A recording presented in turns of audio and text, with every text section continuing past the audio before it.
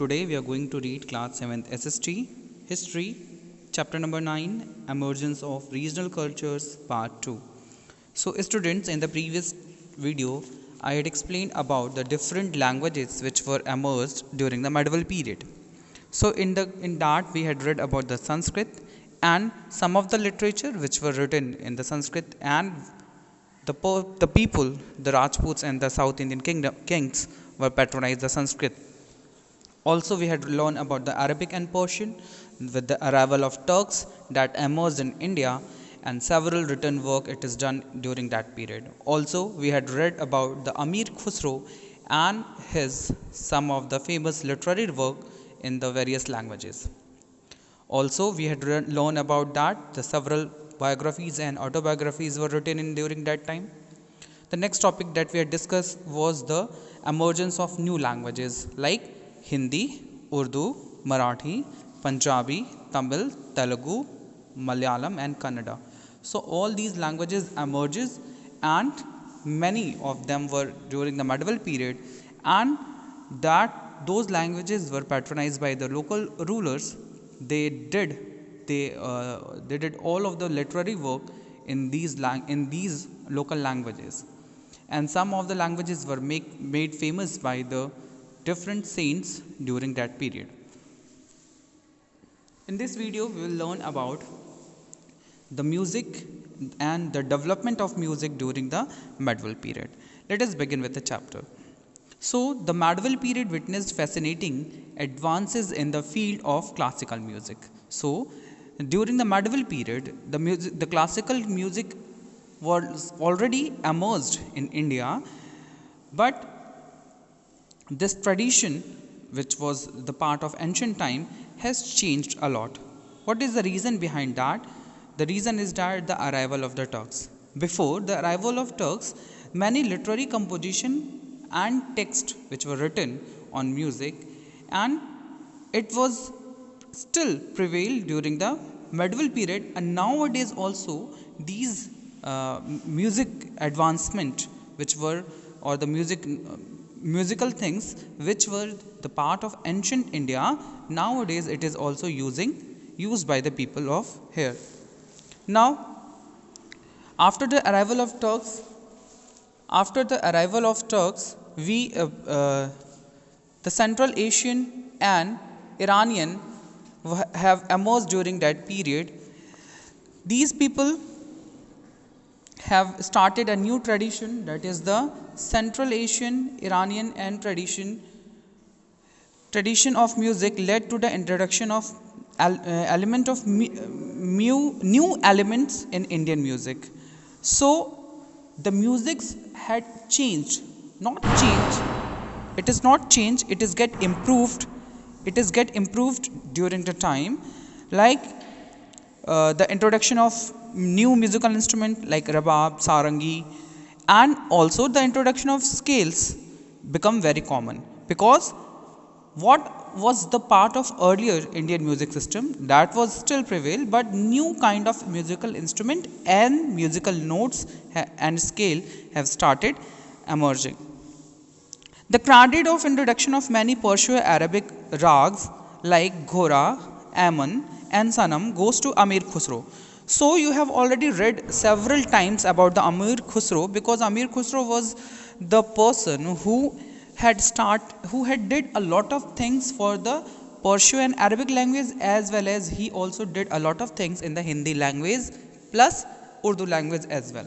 So the reason is that he was so learned person. He had the command on several things. He was known for the discovery of several invention of several musical instrument, and he himself prepared several music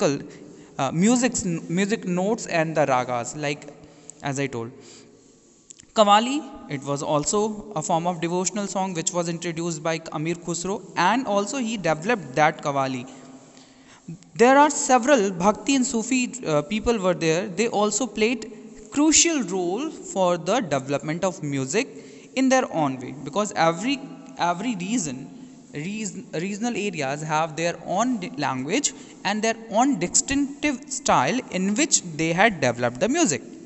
The rise of Sufism and when Sufis emphasizes on music, that gives the livelihood to the musicians as well as religious merits. So the people, those who are who were made the music as their livelihood, they also get earned through it, and also those who did not earn, or the people, those who are saints are there were there, they used to sing it for their own enjoy, or for the preaching of their God's teaching in through the music they did. Devotional music progressed during that time. Many new forms of kirtan, bhajans, Vishnupad, Kabirai, all of the things get started, emerged during that time. So, the music had a great impact on Indian subcontinent, which started from the ancient time, then the medieval period, where the many of the Arabic and Turks people have entered in the Indian subcontinent. They developed accordingly.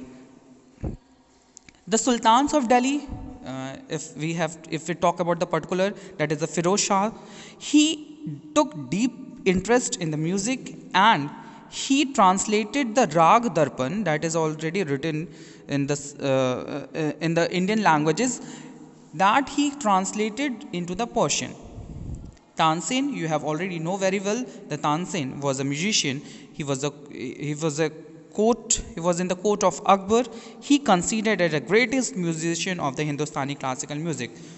So he created many rags like the Amir Khusro created, like he also created that, like Miyan Ki Malhar, Darbari, Miyan Ki Todi, and several other kind of rag he introduced.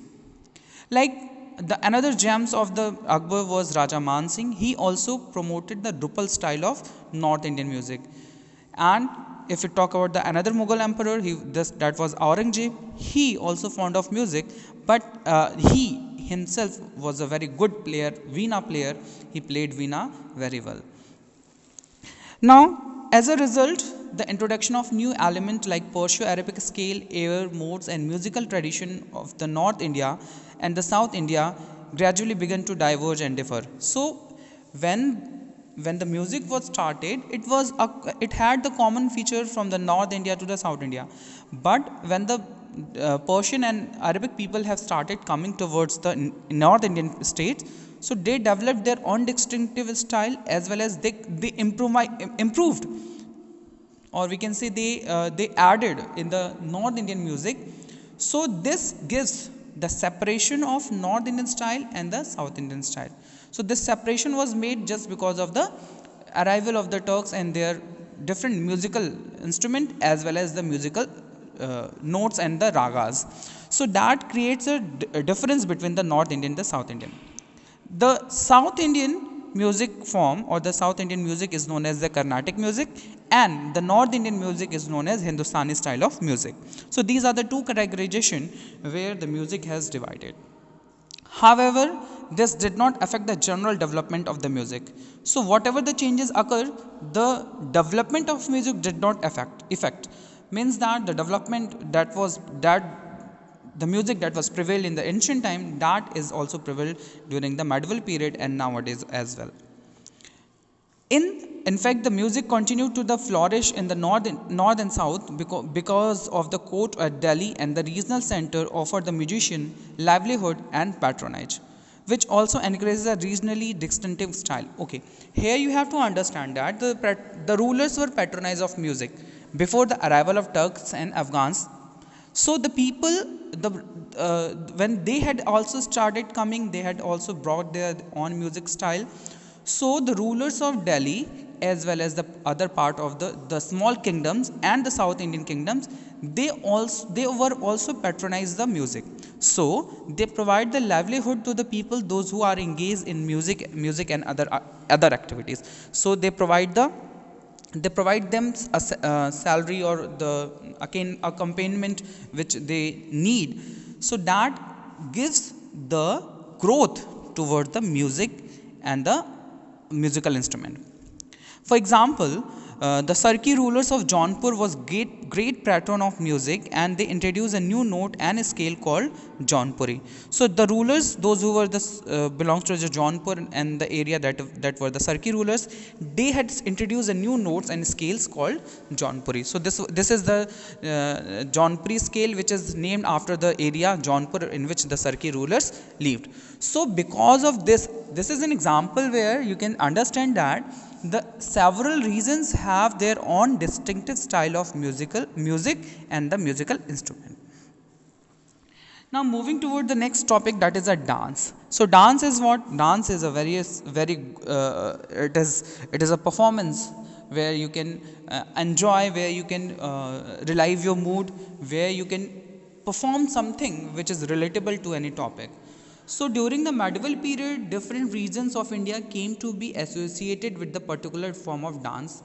Like if you go towards the North India, so there is a different dance. If you go to the eastern part of the India, there is a different dance. If you go to the mid part of India, if you go to the south part of the India, so every part has the distinctive style of dance form is there in the form of classical dance.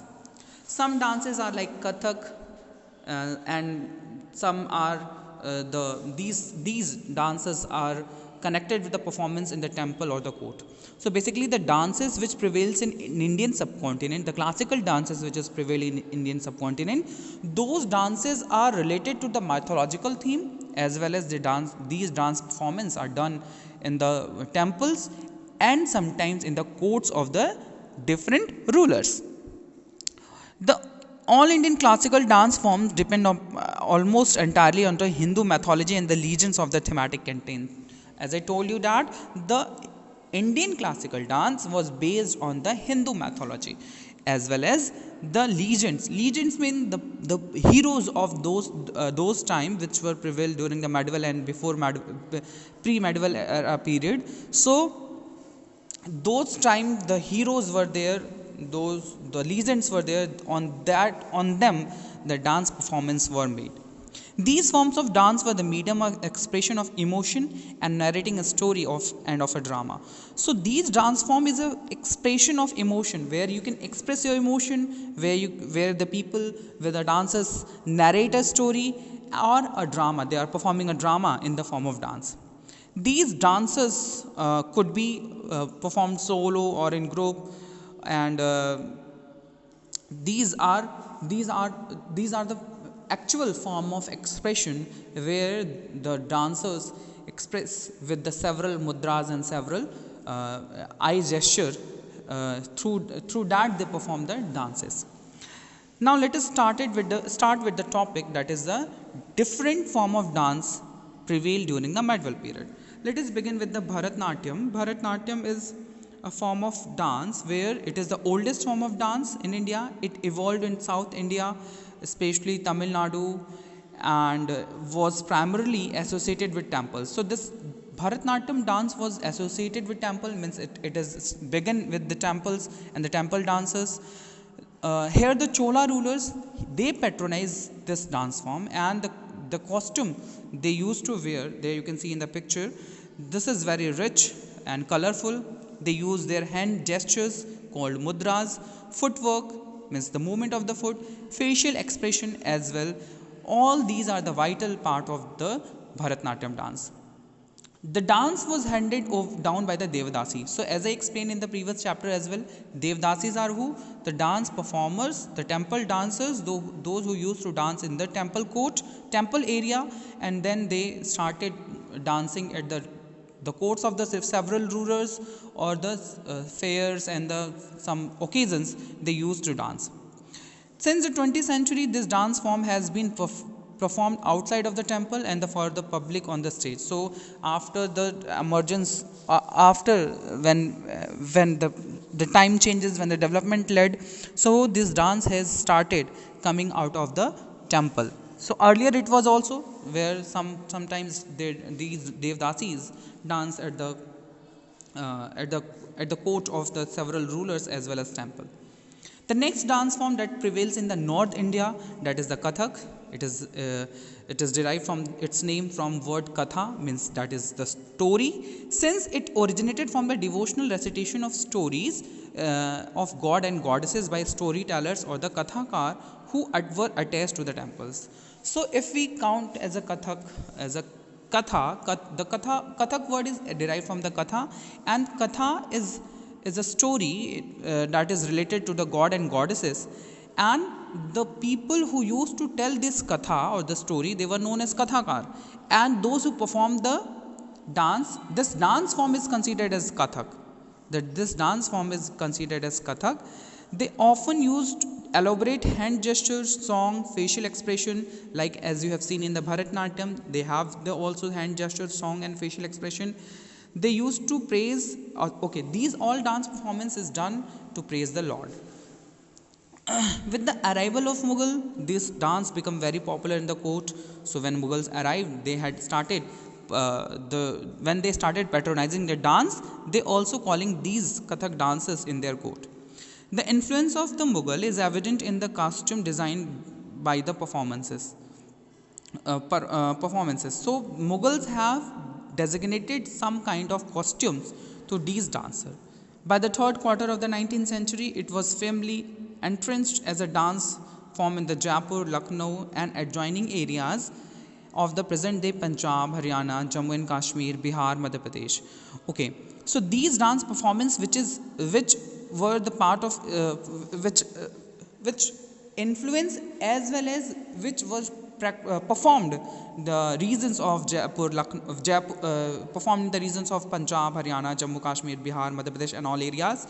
They have two distinctive style of dance school, that was a gharanas, that is known as gharanas, that is a Jaipur and Lucknow gharana. So the Kathak dancers have the two type of gharanas is there, means the school where they learn their own distinctive style of dance, that is the one is Jaipur and Lucknow. They have the common feature, but they have the separate style of dance performance, but they all have the common feature. The next dance form is also from the South India, that is the Kathakali. So Kathakali is the oldest form of theatre dance and drama dance in Kerala, and their theme is especially belongs to the Ramayana and Mahabharata. The Kathakali word it means that the story play where they elaborate the dance depicting the victory of truth over the evil or falsehood. So this is the dance which represent the win of truth over evil or the falsehood.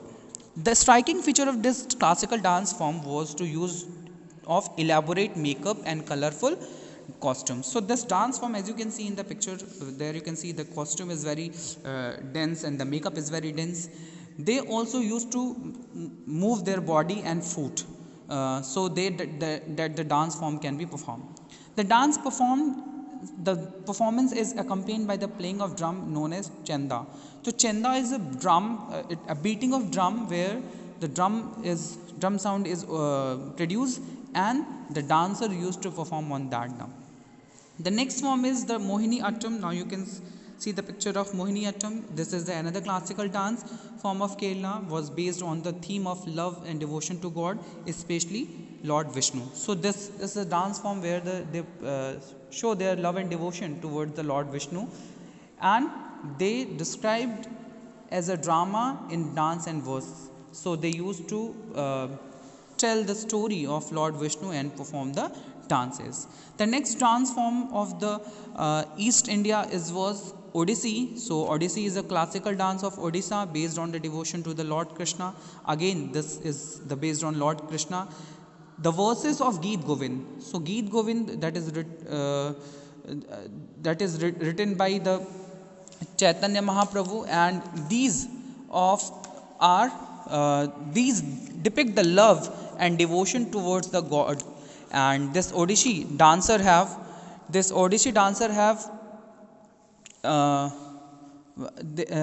used to move their head, bust and the body in soft flowing movement to express specific mood and emotion. So these are the dance performance which is performed by the Odissi people or the people those who used to perform the Odissi dance. The next one is the Manipuri dance. So Manipuri dance is a dance form. It is the most graceful dance form, and this dance is based on the Ras Leela of Krishna and Radha and gopis. So you have already read about the several story regarding Krishna and Radha and the gopis. So how they did the Ras Leela, how they did the dance performance, on that basis the Manipuri dance is based. The next dance is the Kuchipudi. The Kuchipudi is the classical dance form of Andhra Pradesh, shared a certain common element with Bharatnatyam. So it is almost similar to the Bharatnatyam, but they have the certain distinctive style, and it is accompanied with the Carnatic music, that is the South Indian classical music. The theme of dance usually centered on the mythological story of Hindu epics through the dance drama. So they used to perform the mythological story from the Hindu epics, the Ramayana and Mahabharata and other form of epics. From they perform the dance drama. The next one is it is mentioned in the picture, that is the Satriya. It is also a dance form of the Indian subcontinent. Now moving towards the next topic, that is the painting. So you have already read several things about the painting in your previous videos, whether it is of chapter number 5, it is also mentioned. Let us begin with the same topic. The art of painting flourished and reached a new zenith in the medieval period. So during the medieval period, where the painting has emerged, that has started from the Mughal style of painting towards the other part of the Indian subcontinent. Though the painting in India was very popular during the before the medieval period as well, but after the entrance of Mughal, these has changed very much, because many of the Mughal rulers, they patronized the form of painting in their empire, or in their during their reign, they patronized the painting. By the 15th century, the kingdom of Malwa, Gujarat and Jaunpur, so these are the places which emerged as an important center of art. They provide the specific help to these to the painters, those who were the part of the Malwa, Gujarat and Jaunpur. The art of painting reached perfection under the Mughal dynasty. As I told you that during the Mughal dynasty, the art form become very interesting. They got the patron from the several rulers. They got the money as well for their painting and all. Then the ruler like Humayun, he commissioned two Persian master painters like Mir Sayyid Ali, Abdus Samad. So as I had explained this also, they illustrated the manuscript for him and tutored Akbar when he was boy. So when Akbar was a child, he got the painting tuition from Mir Sayyid Ali and Abdus Samad. Akbar created a tasveer khana, or a painting studio, by the help of Mir Sayyid Ali and Abdus Samad. So there they called the painters from the different regions, and they all work together. They have their separate style of painting, so they bought the different style of painting with them, and they worked under the Mir Sayyid Ali and the Abdus Samad in the tasveer khana, or the painting studio. This led to the founding of the Mughal style of painting. So they had started the Mughal style of painting, where they synthesize the Indian Central Asian and Persian tradition. So Mughal painting contains the Indian features, Central Asian features and Persian features along with them. They depict the hunting scene, crossing of river, seizing of fortress and scene from the royal court. These themes become very common in the painting of the Mughal painting. They use the bright colors such as peacock blue and red. It becomes very popular in the painting of Mughal. They also introduce the miniature painting, like they have their distinct form of art, where through Akbar it passes to the Jahangir, and this has started this has get fame through Akbar, after Akbar, to Jahangir and the Shah Jahan as well. So this kind of painting, this Mughal miniature painting, has emerged during the medieval period and during the Mughal Empire.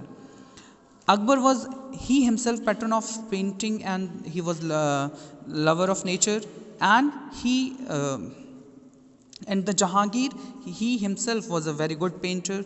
He was funded he funded a different we can say, like, the painting school, where they can provide the painters a platform so that they can paint and give the painting to take the painting at the new level, basically.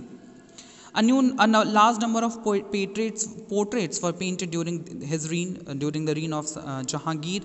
Some famous painters during the Jahangir were like Behajad, Daswant, Balchand, Basavan, Govardhan, Inayat, Kanha, Manohar, Mansoor, Nandha, Sankar. So these were the famous painters, those who were living in the regions of Jahangir, and they worked under a painting studio, and they painted several portraits during the Jahangir region. The important feature of Mughal style of painting included the restricted movement of figures, fineness of line of drawing, and flat depiction of the architectural column. So this is the main feature of they had restricted the movement of figures, and the lines are so fine in that, and the flat depiction of the architectural columns, as you can see through your book in figure number 9.11, in which you can see the whatever the architecture, the buildings were made, that it is a flat depiction, means it is flat. The depiction of the architecture is a flat. They adopted a new, that is the naturalism and rhythm, along with the concept of showing distant object in realistic manner, were also feature of Mughal style. So when they used to paint, they used to provide the painting as a natural, and they used to show the distant object in a realistic manner, and the flat style of painting which were made by the Mughal, and that was influenced by the Persian style, it get replaced by three-dimensional aspect of the Indian style. So when the Indians have painted, so they depict the architectural things in the three dimension. So the Mughal emperor had also started painting the architectural forms in the three dimensions. So they replaced the three-dimensional paint. They replaced the Persian style with the three-dimensional effect of Indian painting. The Razmnama, the Persian translation of Mahabharata, the Akbarnama, the Hamzanama, contains important illustration of this period. So these books have the several pictures, several paintings were illustrated in those books, where they did a miniature style of painting, and that is very beautiful, that is very colorful, that represent the scene of court, scene of several things, hunting scene and various things in those books. Shah Jahan was also a great patron of painting. He carried forward the tradition of his father. So as Jahangir did a lot of painting, and in his court a lot of painters were resided, so his son Shah Jahan also patron of painting. Painters and artists were lavishly rewarded by him. So during the reign of Shah Jahan, they get a several amount of money. The painters and artists get the several amount of money during the reign of Shah Jahan. However, Aurangzeb lacked the interest of painting. So he did not like the painting. So he forcefully removed the court painters from his court. So this is the reason where when Aurangzeb thrown the painters from his court, so this makes the court painters of the Mughals, they have to go to the other regions of the country. So this makes the growth and development of the regional style of painting. Earlier the painting was prevailed, but the distinctive style of Mughal style of painting has started emerging towards the Indian and the other Indian subcontinent in the regional kingdoms. Thus, the Mughal style of painting began to influence the regional courts of Deccan, especially Deccan, Himalayan foothills, and Rajputana. So, the painting which were emerged during that time, it was done in Deccan, the Himalayan foothills, and Rajputana. So they influenced by the Mughal paintings, but they also have their own distinct style of painting which gets emerged and developed a new style of painting. The especially was the Rajputana painting, that is the main center where the Rajasthan and Rajput style were painting, like Mewar, Jodhpur, Bundi, Kota, Bikaner, Kishangarh. So these are the places where the Rajput style of painting emerged. So these are the painters who were the part of the Mughal Empire, but they have started moving towards the regional states, and that's give the chance to the regional state, so that the new style of painting emerged, including the old Rajput style of painting. These paintings represent the court, religious and mythological scenes such as story of Lord Krishna and Radha, hunting, nature scene, and some of the painting is based on the Hindu epics, which is painted very well during the medieval period of the Rajputana style of painting. These paintings are where the amaranth green color, deep blue, and the gold color used as a variety of the themes are various, so they use this color for their paintings so that the paintings could look good and easily understood to the common people. During the 17th and 18th century, the school of Pahari miniature painting emerged. So Pahari miniature painting is the painting style of school where the emerged near the foothills of the Himalaya, and it is also known as Basoli painting, and it had bold and intense style of characterized by vigorous use of primary colors and distinctive facial expressions. So they used to depict their painting with the primary colors as well as with the facial expression, so it could be easily recognized by the people. Bhanudatta's Ras Manjari was the most famous painting of this school. So here is one of the Bhanudatta paintings. His painting's name is Ras Manjari.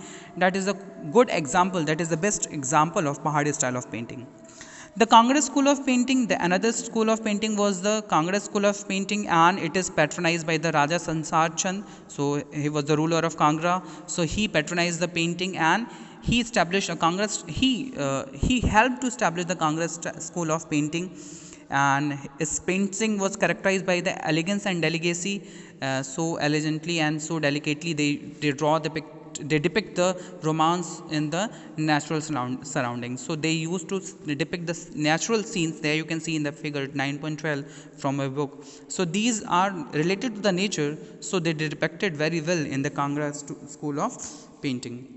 The next style of painting was the Deccan style of painting that developed in the late 16th century. Various rulers like Ahmednagar, the Bijapur rulers, the Golconda rulers, they patronized the Deccan style of painting, and they used to depict the battle scene. They used to depict the kings in a different mood and so on. So they depicted in the painting very well, and they had shown their patron towards the painting by encouraging the painters. Sultan Ibrahim Adil Shah of Bijapur was a great patron of this school of painting. However, not many paintings of this school have survived. So there is very less amount of evidence is found regarding the Deccan style of painting, but some of those represented that the Deccan style of painting were prevailed during the during the medieval period in the Ahmednagar, Bijapur, and Golconda. So this is the chapter that we have to discuss, and now your homework is to that you have to write the several classical dance forms along with the state in which they are performed in your homework copy. Thank you, students.